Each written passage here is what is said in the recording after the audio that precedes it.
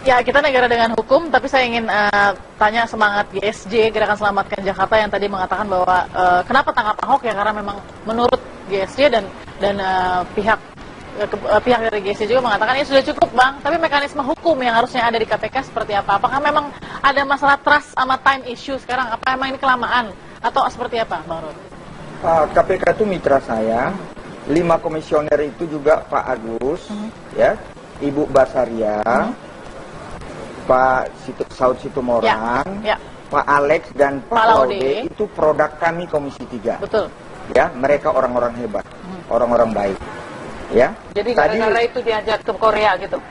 Saya mau mengatakan begini, Kak ya. Kok kakak yang tahu rumah tangga orang lain, kakak urus saja rumah tangga kakak, Kak. Maaf, Kak. Maksudnya? Ini para penyidik apa udah nggak kompak lagi dengan komisioner? Jangan, kenapa Kak. Rumah tangga mana? Oke, itu yang bayar rakyat. Itu yang bayar rakyat, enak aja lo. Iya. Substansi rumah tangga apa, Kak? Rakyat. Rumah tangga yang mana? Kak, rakyat yang mana? Nggak, kenapa kamu anggap berarti kami sebagai rakyat ini karena kalian tuh di DPR, kalian yang berhak kalau kalian, sedangkan kalian diam aja terus aku nggak boleh ngomong. Siapa bilang kami diam? Ya, jangan ngomong. Itu kasar. Ucapan lo itu kasar. Kakak uruslah keluarga kakak. Oke, kita sabar dulu. Sedikit keluarga gua apa? Kak, jangan campurin KPK. Nah, itu ya, itu lembaga KPK itu dibayar oleh rakyat. Iya. Itu dibayar oleh rakyat. Oke, saya mau tanya. Ya, saya mau tanya. Semua kita dibayar. Nah, iya, tapi jangan ngomong keluarga saya. Kamu nggak sopan. Oke, baru ketua DPR. Jangan campurin keluarga besar KPK. Baik, loh, ada keluarga apa itu? Jangan campurin keluarga KPK. Oke, kita harus balik lagi sebentar. Kami yang mana? Sebentar. Kalau marah kok makin cantik. Sebentar. Tapi kamu kasar. Oke, saya substansi. Kamu bilang kasar itu ada. Enggak, jadi dianggap gue bukan warga negara Indonesia. Baik. Bukan kayak KPK Baru tahan dulu sebentar. Baru pertanyaan saya sama Anda begini. Pertanyaan saya sama Anda, ketika kemudian kita harus hormati mekanisme nih, ya kan? Proses seperti ini. Tapi bagi Anda bahwa ini masih dalam batas normal yang dilakukan oleh mitranya Komisi 3? Masih. Oke. Polisi, masih saya acung jempol dengan polisi sebagai Kantikmas pencegahan. Saya bangga lihat polisi. Enggak usah itu. Enggak, ini ngomong penegakan hukum ya. Kita sudah masuk ke penegakan kasus. Ya, Bang, kita bicara soal penegakan hukum. Bang, gini, harapannya GSJ apa sih yang harus dikejar? Kita tetap harus percaya sama KPK. Kita tetap percaya sama ini KPK. jangan bilang lagi bahwa Indonesia ini bukan keluarga gua. Gua lahir di sini. Bapak moyang gua semua ada di sini. Baik. Jangan ada satu orang mengatakan aku tidak berhak di sini. Baru sebentar. Kakak jangan marah lah. Kakak kalau gua marah lah. Oke. makin Saya nggak bisa teruskan nih kalau saya nggak bisa teruskan kalau kesempatan terakhir. Kalau buat kita sebenarnya ada dua hal ya. Ahok ini kan gubernur. Dia kan harus memberikan contoh pada publik. Tapi setiap gugatan yang di mana dia kalah oleh penegakan hukum, misalnya BMW, misalnya apa kemarin reklamasi, lalu yang guru itu selalu dia jawaban dia cek di Google. Selalu jawabannya melecehkan keputusan hukum itu. Apa orang seperti ini boleh dipertahankan jadi gubernur? Kemana itu menteri dalam negeri? Menteri dalam negeri itu ada di undang-undang, dia berhak melakukan, bahkan berkewajiban melakukan sesuatu. Apabila seorang gubernur sudah keterlaluan dan tidak menjadi contoh yang baik, menurut Anda cukup untuk dia melakukan pelanggaran hukum berapa kali dan diputuskan oleh pengadilan dan dia masih bebas berkeliaran. Dia kan ini harapan dari GSJ seperti ini. Saya ingin terakhir ke Bang Ruhut. Bang Ruhut, apa yang harus dibenahi dari sistem demokrasi? Karena gini, kalau memang kebebasan bersuara juga sudah agak ada bermasalah. Nah, bagaimana dengan penegakan hukum tadi? Aku pengen penjelasan juga. Jadi kami nih yang dianggap orang luar keluarga ini, lalu kalau kami karena nasib keluarga luar ini adalah tergantung pada KPK sekarang. Nasib kita tergantung pada keputusan KPK. Anda yakin KPK akan menjawab ini semua? Bagaimana masih kita optimis nggak, Bang Ruhut? Silakan, terakhir. Saya 100% yakin dengan KPK. Karena itu saya selalu mengatakan save KPK. Mereka manusia biasa. KPK masih sangat dicintai rakyat. Termasuk juga Ahok. Aku takut 1 juta KTP ini sebentar lagi akan lebih. Karena kurasa Kak Ratna, Dani, yang lain-lain itu karena marah-marahin Ahok. Tapi rakyat udah cerdas. Ini reformasi. Yang benar Dani Ahok sama juga. Barata juga rakyat, sama-sama rakyat. Ahok bukti. Ini karena Dani ini kan orang yang mau nanti janji. Ya, Ahok gini aja itu deh. bukti. Oke, mudah-mudahan, Jadi buat apa mudah-mudahan. kita? Ya kakak nanti. Ini waktu akan begini aja ya. Oke. Buat aku sedih banget kalau seorang anggota DPR senior cara bicaranya kayak gini, atau konten yang sedang dibicarakan masih memuja gitu ya. Baik. Dan tidak kritis dan tidak menjadi contoh yang baik menurut saya dalam percakapan politik. Baik. Dan ini yang membuat orang akan putus asa lihat politik loh. Kita akan balik pasti Bang Ruhut punya dalam perdebatannya punya bukti, Barata juga dalam perdebatannya punya bukti. Kita lihat nanti apakah memang konsistensi semangat dari GSJ akan tetap digaungkan. Nanti kita akan lihat Barata, Anda juga mewakili sebagian masyarakat juga yang merasa satu semangat dan spirit juga dengan GSJ. Bukan semangat, korban dari kejahatan Ahok. Oke, dan juga Bang Dan Ruhut kita ya. satu, jangan mudah mengatasnamakan rakyat. Ya. Suara rakyat, suara Tuhan. Baik.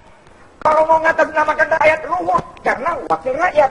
Tapi aku nggak berani mengatasnamakan rakyat. Itulah. Karena apa? Karena kamu nggak kerja buat rakyat. Oke. Terima kasih Bang Ruhut. Terima kasih Bang Ruhut.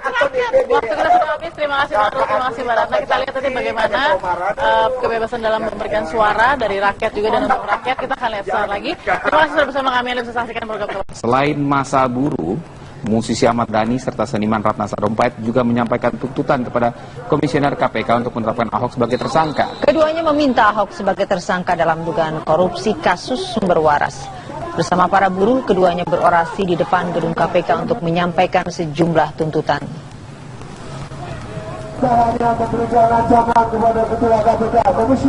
Selain menuntut kepada KPK untuk segera menetapkan Ahok sebagai tersangka, keduanya juga mempermasalahkan pemindahan lokasi orasi yang sedianya dilakukan di gedung lama KPK. Ya, karena mereka menilai upaya pemindahan lokasi orasi atau panggung rakyat ke gedung baru KPK tidak akan mendapatkan perhatian dari para komisioner KPK.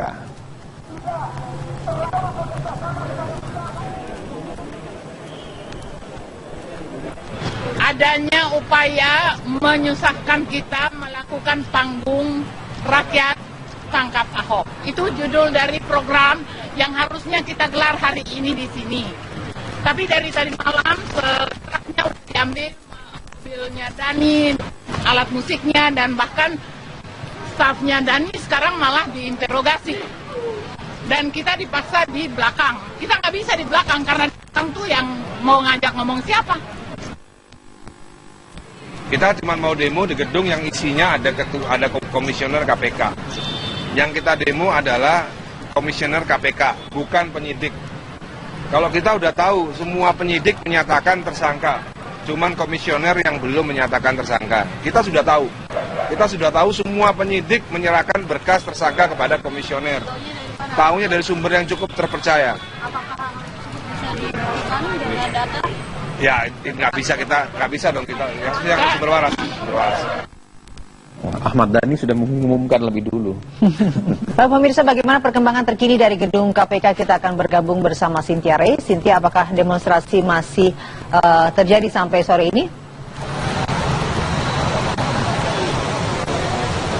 Sinta, Rizky, ratusan masyarakat yang tergabung dalam Konfederasi Serikat Pekerja Indonesia dan juga Gerakan Selamatkan Jakarta dan beberapa elemen lainnya saat ini sudah membubarkan diri dari gedung Komisi Pemberantasan Korupsi. Sempat 10 perwakilan dari para pendemo buruh ini memasuki gedung KPK yang lama yang berada di Jalan Rasuna Said Kafling C1, di mana mereka bertemu dengan Humas Komisi Pemberantasan Korupsi dan menyampaikan langsung apa yang menjadi aspirasi mereka. Salah satunya adalah meminta Komisioner KPK untuk segera menangkap Gubernur Basuki Cahayapurnama atau yang biasa kita sapa dengan Ahok ini untuk ditetapkan sebagai tersangka dalam kasus dugaan korupsi pembelian lahan rumah sakit sumber waras. Dan kami tadi sempat memantau bahwa para pendemo ini sudah disampaikan aspirasinya dan didengarkan langsung yang nantinya akan disampaikan oleh Komisioner KPK.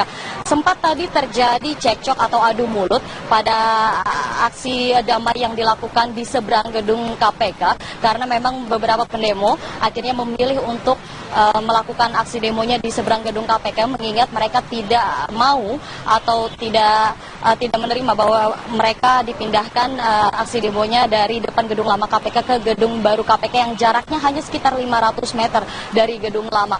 Lantas mereka menutup jalan Rasuna Said dari arah Mampang Perapatan untuk menuju ke Menteng. Sempat terjadi kemacetan yang cukup parah, namun saat ini sudah kembali normal seperti biasa karena para pendemo buruh ini akhirnya membubarkan diri setelah aspirasi mereka didengarkan oleh Komisi Pemberantasan Korupsi. Dan selain itu memang tadi juga sempat ada perwakilan orator yaitu Ahmad Dhani dan juga Ratna Sarumpait yang mendatangi gedung lama KPK dan memprotes bahwa aksi damai yang bertajuk Panggung Rakyat Tangkap Ahok ini diminta untuk melakukan aksinya di gedung baru yang jaraknya memang tidak jauh dari gedung lama. Ini mereka katakan bahwa di gedung baru memang tidak ada karyawan KPK ataupun komisioner yang bekerja atau bertugas di sana. Karena aspirasi-aspirasi mereka diinginkan untuk didengarkan langsung oleh komisioner yang sehari-harinya memang bertugas di gedung KPK. Namun akhirnya mereka memilih untuk melakukan aksinya di seberang gedung KPK mengingat mereka tetap tidak mengindahkan untuk melakukan orasi atau menyatakan orasinya di depan gedung baru KPK. Selain dari aksi demo ini, memang Komisi Pemberantasan Korupsi sempat melakukan pemeriksaan terhadap sejumlah kasus, salah satunya kasus dugaan korupsi, kasus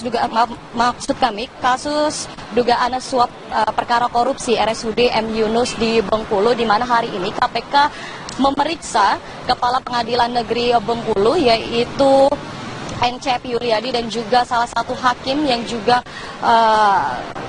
turut mengadili kasus perkara korupsi RSUD M. Yunus ini yaitu Siti Insirah. Keduanya sudah tiba di gedung KPK pada pagi tadi dan saat ini masih menjalani pemeriksaan di lantai 8 ruang penyidik Komisi Pemberantasan Korupsi. Selain itu juga tersangka Safri Safi'i dan juga Edi Nasution juga hari ini diperiksa oleh penyidik KPK dan kami sempat mempertanyakan kepada Safri Safi'i tentang uang 1 miliar yang diberikan kepada dua hakim yang saat ini sudah ditetapkan sebagai tersangka yaitu Jener Purba dan juga Toton.